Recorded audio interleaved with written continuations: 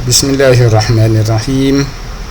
Alhamdulillahi rabbil alamin wa bihi nasta'in. Nasalli wa nusallim ala sayyidina Muhammad wa ala alihi wa sahbihi wa man tabi'ahum bi ihsanin ila yaumiddin. Amma ba'd. Qala al-musannifu rahimahullahu ta'ala anhu wa nafa'ana bi 'ulumihi fid darain amin. Faslun fi riba. Ini satu fasal pada menyatakan hukum riba. Musannif,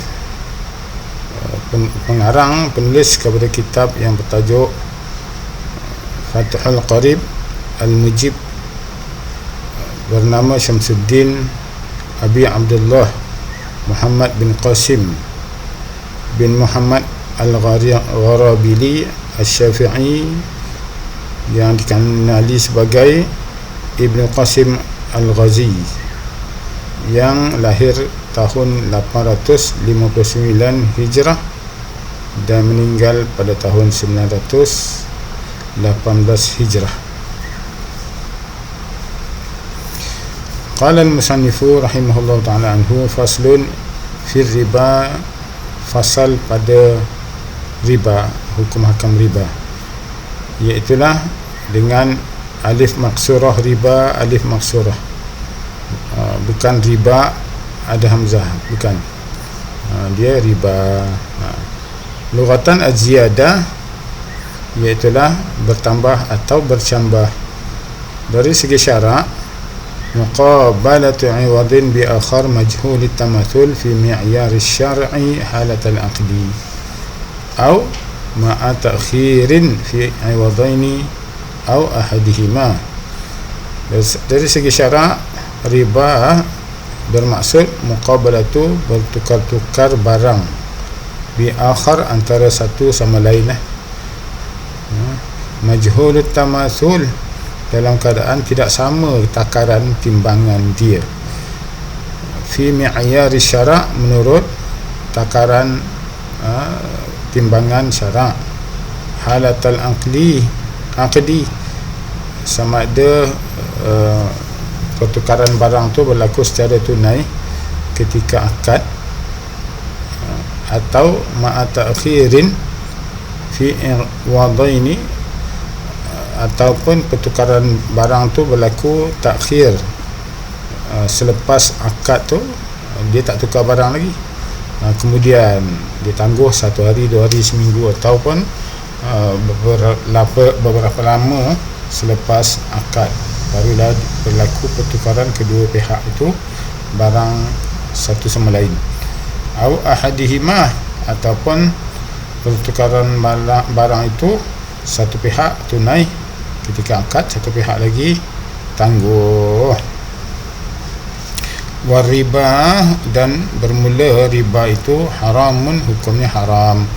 Wa innama yakunu fi adh-dhahabi wal fiddati, hanya sahaja riba itu berlaku pada pertukaran zahab, emas, dan juga pertukaran perak. Wa fi al-mat'umat, dan berlaku juga pada barang makanan. Wa hiya ma yuqsadu ghaliban lit-ta'mi, iaitulah barang makanan tu yang memang tujuannya secara umum untuk dimakan, lit-ta'mi, untuk makanan, sama ada ia iqtiyatan, makanan asasi, seperti beras, gandum, bijirin yang menjadi makanan asasi, atau tafakkuhan, atau makanan tu sebagai bahan perisa, atau tadawian, atau bahan pengawet, sebagai perawat. Wala yajzi riba fi ghairi dhalika, wala yajri riba, dan tidak berlaku riba itu pada selain daripada barang-barang seperti yang tersebut di atas tadi. Wala yajuzu bai'u dhahabi bidhahabi, dan tidak harus menjual emas dengan emas. Walal fiddah kadzalika, dan perak juga begitu, tidak harus, ai bil fiddah, iaitulah perak dengan perak pun tak harus sama-sama jenis, madrubain kana madrubaini, kana sama ada emas perak tadi tu ditempa dah jadi barang lain, emas dah jadi gelang, subang, cincin atau seumpamanya. Au ghaira madrubaini, ataupun dia tidak ditempa lagi, iaitu dalam bentuk biji lagi, belum ditempa. Jadi la yajuz, tidak harus bai' al-dhahab bil-dhahab dan seterusnya tadi, illa mutamathilan, melainkan sama takaran, sama timbangan, sama berat. Ai mislan bimithlin, mestilah dia tu sama, mislan bimithlin, sama berat, sama takaran. Nak ditukar-tukar emas biji dengan emas yang dah jadi mangkuk, berat mesti sama walaupun bentuk lain-lain. Fala yasihhu bai'u syai'in min dhalika mutafadilan, tidak sah menjual barang-barang tadi tu kalau salah satu pihak tu dia lebih berat daripada satu pihak yang lain.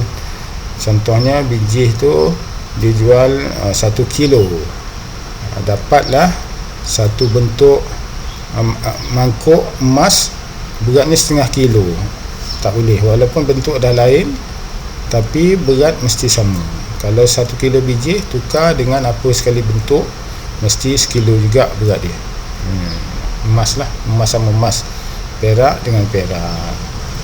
Kalau gandum dengan gandum, kalau gandum itu jenis mahal, maka ditukar dengan 1 kilo gandum itu dengan 1 kilo gandum jenis murah, mesti 1 kilo.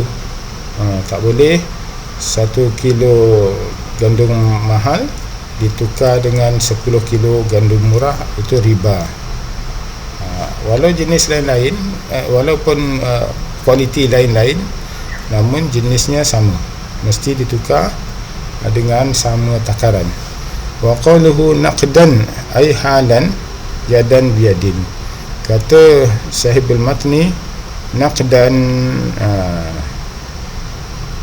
la yajuzu bai' dhahab bil-dhahab wal fiddah bil-fiddah illa mutamathilan naqdan, melainkan dia sama timbangan takaran.